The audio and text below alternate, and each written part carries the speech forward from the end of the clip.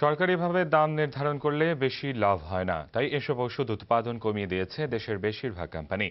আর বাড়তি লাভের জন্য নিজেদের ইচ্ছে মতো ওষুধ তৈরি করছে। এতে রোগীরা একদিকে যেমন স্বাস্থ্য ঝুঁকির মধ্যে পড়ছেন, অন্যদিকে খরচ করতে বাধ্য হচ্ছেন বাড়তি টাকা।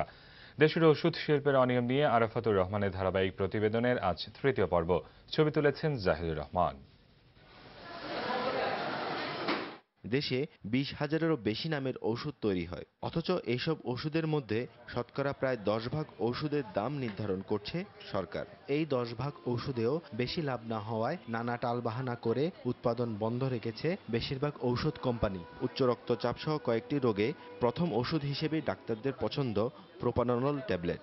এই ওষুধ তৈরির অনুমতি দেওয়া আছে ১২টি কারখানার, কিন্তু উৎপাদন করে মাত্র একটি কোম্পানি। বাকি ১১টি কোম্পানি লাইসেন্স নিয়েও উৎপাদন না করার কারণ হিসেবে নানা অজুহাত দেখায়। আমরা বানাই না দুটো কারণে। একটা, যদি যে প্রাইসটা দেওয়া আছে ওটাতে যদি আমার অল্প মিনিমাম কস্টও না উঠে, তাহলে ম্যানুফ্যাকচারাররা বানাতে চায় না। This is number one. আর নাম্বার টু হচ্ছে ডিমান্ডের উপরে, যে যদি ডিমান্ড থাকে অবশ্যই ম্যানুফ্যাকচারাররা বানাবে। কাঁচামালের দাম বেড়ে গেছে, কিন্তু সেই অনুসারে প্রাইসটা অ্যাডজাস্টমেন্ট হয়নি, তখন কিন্তু অনেকে এটাকে স্লো করতে বাধ্য হয়েছিলেন।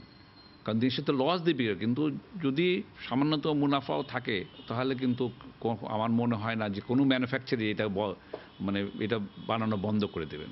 তবে ওষুধ প্রশাসনের মহাপরিচালক বললেন, বাড়তি লাভের জন্যই কোম্পানিগুলো এমন কৌশল করছে। কিছু কিছু দাম তারা নিজেই বাড়ায় দিচ্ছে। তারা ওষুধের লেবেলের গায়ে কালো একটা দাগ দিয়ে আর নিজেরা দাম লাগাই দিচ্ছে। ওদেরকে ফোর্স করতে হবে যে আমাদের এগুলো আপনারা প্রোডাকশন করেন, আর আপনারা আপনাদের দিকটা দেখতেছি, আমরা কিছু দাম বাড়াই দেবো, সো দ্যাট সাধারণ মানুষ যেন এটা কিনতে পারে। ডাক্তাররা বলছেন, প্রয়োজনীয় ওষুধ উৎপাদন বন্ধ থাকায় তারা বিকল্প ওষুধ ব্যবহারের পরামর্শ দিতে বাধ্য হচ্ছেন। কোম্পানিগুলো তাদের অধিক মুনাফার জন্য সাধারণত দেখা যায় যে ওষুধগুলো সরকার নির্ধারণ করে দিচ্ছে মূল্য, কিন্তু তারা সেই প্রোডাক্ট বাজারে বিক্রি করলে হয়তো সেখানে অনেক কম লাভ হয়।